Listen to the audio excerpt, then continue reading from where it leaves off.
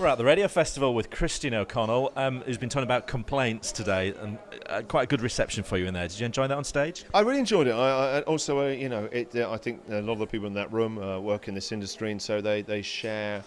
They're on the same wavelength. I think a lot of people know that there were too many complaints, and there is a fear culture as well in broadcasting and radio in this country. People are worried about losing their jobs or what they say, and I think it's quite a damaging thing, actually. And do you worry about that when you go on the air in the mornings, about what comes out of your mouth and, oh, God, have I said that by accident?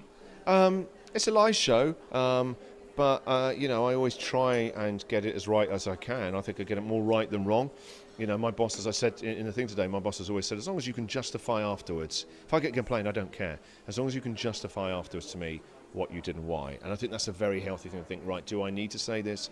Is there something in it? Is it a funny thing or an interesting, really interesting thing for the listeners? And that's a good mindset anyway. That said, and what my point was today is I don't set out to be offensive, but people will get offended, because people get offended about, you say something innocuous about cats, and they're demanding you're fired. Now they don't just complain, they demand that you're fired, that you lose your livelihood, and it's like, get a life. We listen too much to these idiots who waste our time, really. I suppose the good thing is that the Daily Mail are probably not listening to Absolute Radio, they'll be listening to Evans or Moyles or to somebody else.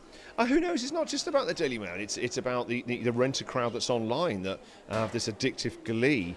They seem to be professionally offended now. Every week they're demanding someone's fired or someone has to do an apology about something. I just think it's ridiculous now. It's exhausting.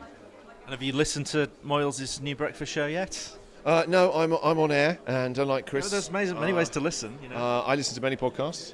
Haven't got around to listen to Chris. But I think it's fantastic news because when Evans came back on breakfast... I've been doing breakfast radio a while. It's like a new lease of life. It's someone kicking you out the backside. You've got a yardstick to measure yourself, and it makes you work a lot harder. So, Moyles come back. It's only been good news. It's good news for people. They can flick around, if you like, Chris. And I think it makes us work harder. It's a chance to... It's a new sparring, mate. Football teams only get better by playing against the best football teams. So I think it's nothing but good news. I had a lot of love for XFM. I was on there for 5 years and it changed my life. But it'd be interesting to see what happens with Radio X. Yeah, there was a lot of on social media stuff about XFM and its last day, and it was shutting down. People get over that. We realise in radio that brands change, they move on. Do the public get over that? Do you think listeners will actually go, oh, actually, it's all right, it's the same thing, really? I think XFM, I think people are very upset by that, and it's great they cared about it. When I was there, they were really passionate music fans. It's the reason why they've chosen to come to that station and outside of the mainstream. But unfortunately, it's the free market. Global needed to do something with XFM to keep it alive, to make it survive. So I understand that. That's how it works. And you were very confident on stage, and do a lot of stand-up and things like that now. When you were starting out at 2CR and other places that you worked in XFM, terrible.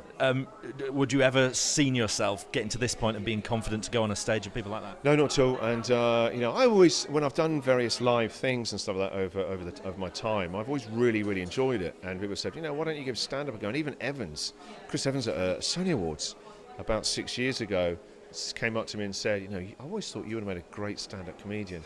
And so I did go back to it 3 years ago, and I had a lot of stage fright about today. I get very, very nervous about doing stuff like that. It's not a normal gig. It's not stand-up. It's in front of your peers. It's a brightly lit room, and there's all your bosses, past bosses, and maybe future bosses in the room.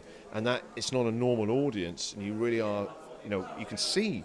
I'm like, my word, that's my boss. He'll be really careful about what I say. That's my boss's boss. I'll be more careful about what I say. But I'm glad it went well. I was so nervous. I was regretting even doing it. But I loved it. It was good fun. Thanks for talking to us. Hey, that's all right. Pleasure. Good to see you again, Stuart. Take care, man. Thank you. Keep it RadioToday for all radio matters. He's a geek.